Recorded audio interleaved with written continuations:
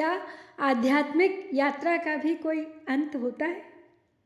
हम साधना करते हैं, ध्यान करते हैं, योग करते हैं, समाधि की चर्चा करते हैं और तुरीय अवस्था को आध्यात्मिक उपलब्धि का सर्वोच्च शिखर मानते हैं। लेकिन आज राजा जनक एक ऐसा उद्घोष करते हैं जो हमारी सारी धारणाओं को बदल देता है। वो कहते हैं कि जब मैं अपने वास्तविक स्वरूप में स्थित हो गया, तब मेरे लिए न जागृत अवस्था रही, न स्वप्न रहा, न सुषुप्ति रही, न तुरीय, न जीवन रहा, न मृत्यु, और न योग की आवश्यकता रही, न ज्ञान की चर्चा। तो ये किसी साधक की भाषा नहीं है, ये उस महापुरुष की वाणी है जिसने खोज अपनी समाप्त कर दी है। आइए जनक की इस दिव्य अनुभूति को समझने का प्रयास करते हैं। क्व स्वप्नः क्व सुषुप्तिर्वा क्व च जागरणं तथा क्व तुरीयं भयं वापि स्वमहिम्नि स्थितस्य मे। अब स्वप्न, जागृत और सुषुप्ति, तुरीय अथवा भय कहाँ, हूँ नित्य स्वमहिमा प्रतिष्ठित, इनका ना अनुभव वहाँ। अपनी महिमा में स्थित मेरे लिए क्या स्वप्न है और क्या सुषुप्ति, तथा क्या जागरण है और क्या तुरीय अवस्था है, और क्या भय ही है, किसका भय, कैसा भय।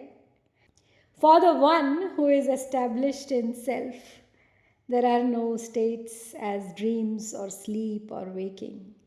There is no fourth state, turiya, beyond these, and no fear for me. Fear why? Fear who? शास्त्र की दृष्टि से इस पर विचार करें तो बात और भी स्पष्ट हो जाती है। जागृत, स्वप्न और सुषुप्ति आदि अवस्थाएं तो बुद्धि के धर्म हैं, और जब बुद्धि ही नहीं रही तो उसके धर्म कैसे रहे। तुरीय अवस्था और भय आदि अंतःकरण के धर्म हैं, और जब अंतःकरण ही नहीं तो सहज रूप से गलित हो गई तुरीय अवस्था भी, और भय भाव आदि का भाव भी।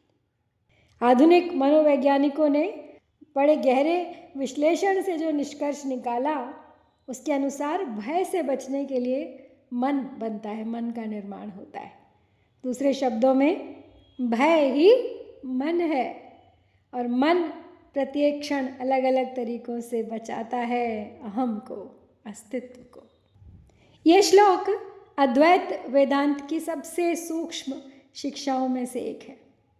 उपनिषद सामान्यतः चेतना की 4 अवस्थाएं बताते हैं: जागृत, स्वप्न, सुषुप्ति, तुरीय।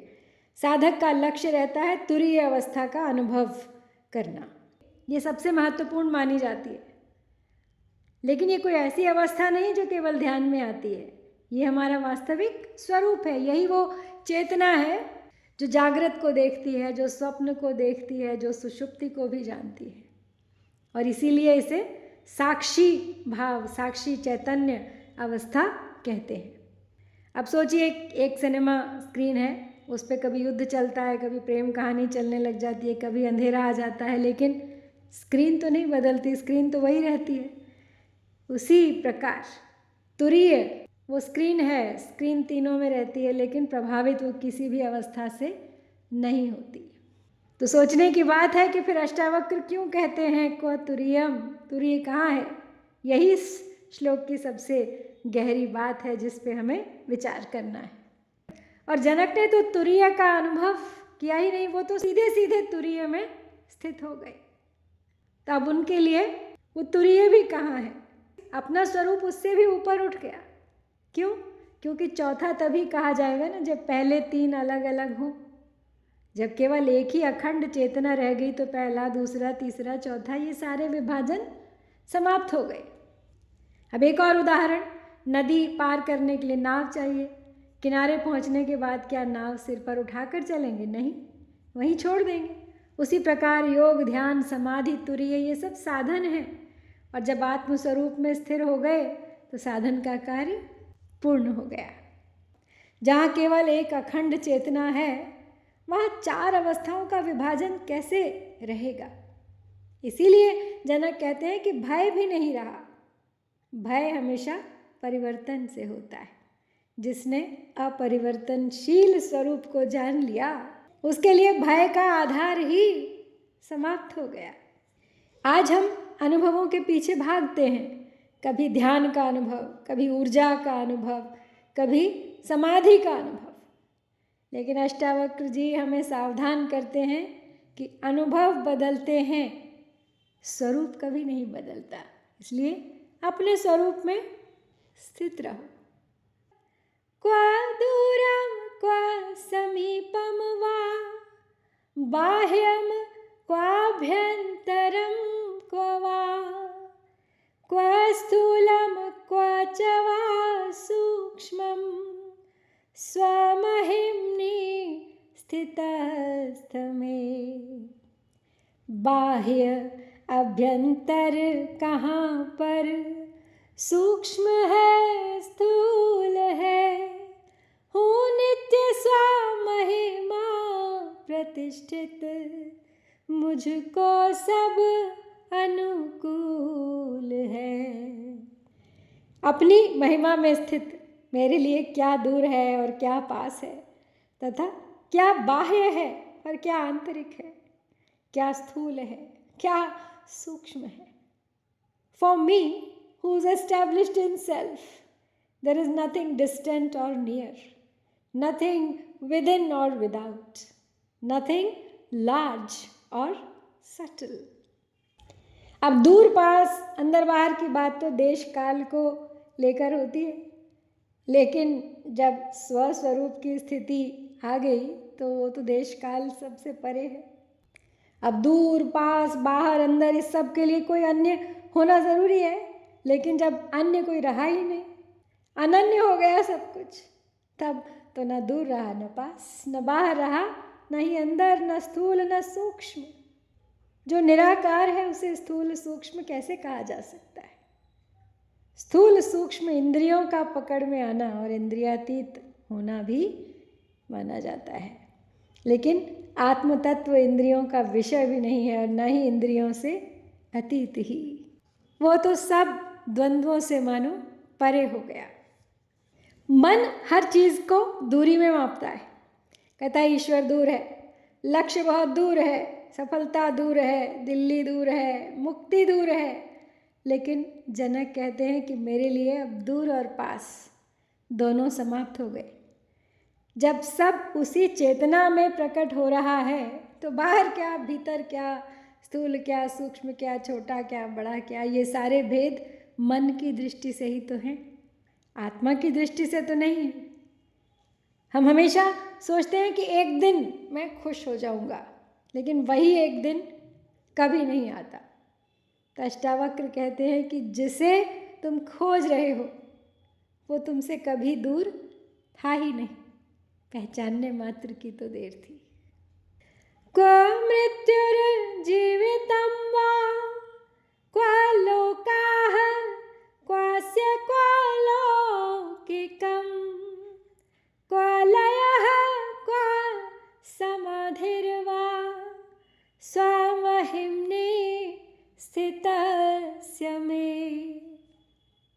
कहाँ मृत्यु है, जीवन कहाँ, परलोक लौकिक ज्ञान है, लय समाधि है कहाँ, मुझे विज्ञ आत्मिक ज्ञान है।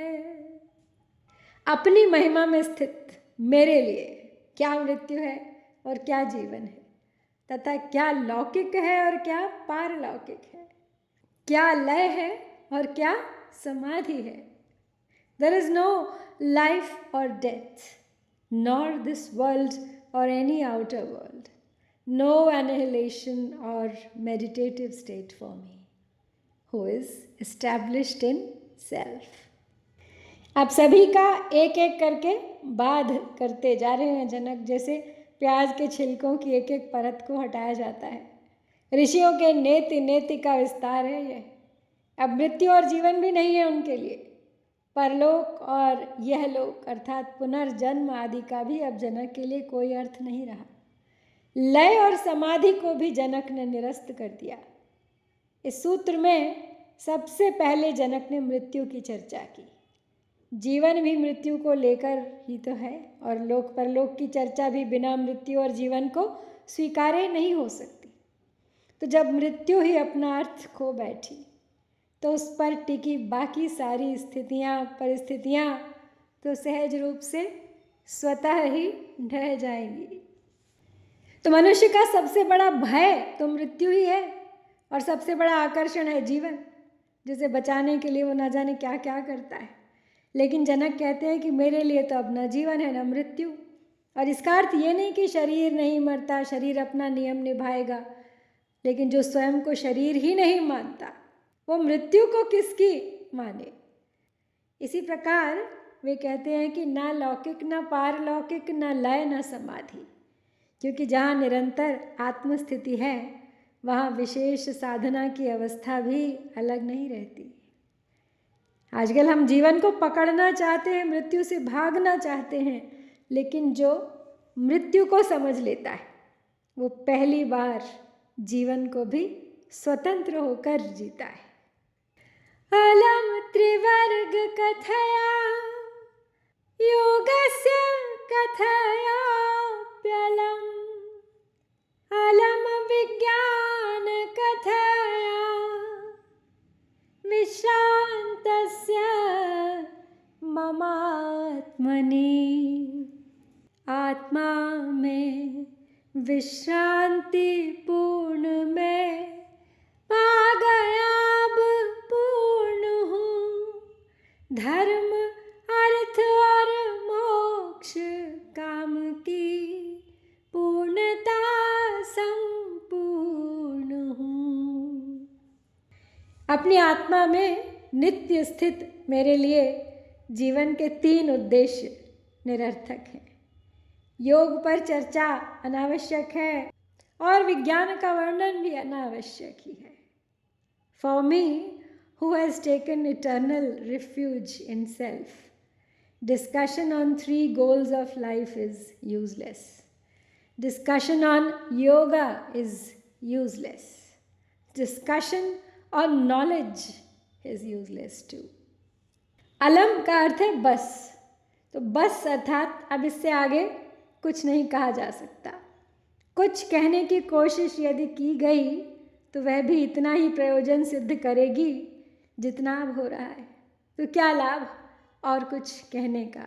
इसलिए बस अलम इतना ही काफ़ी है।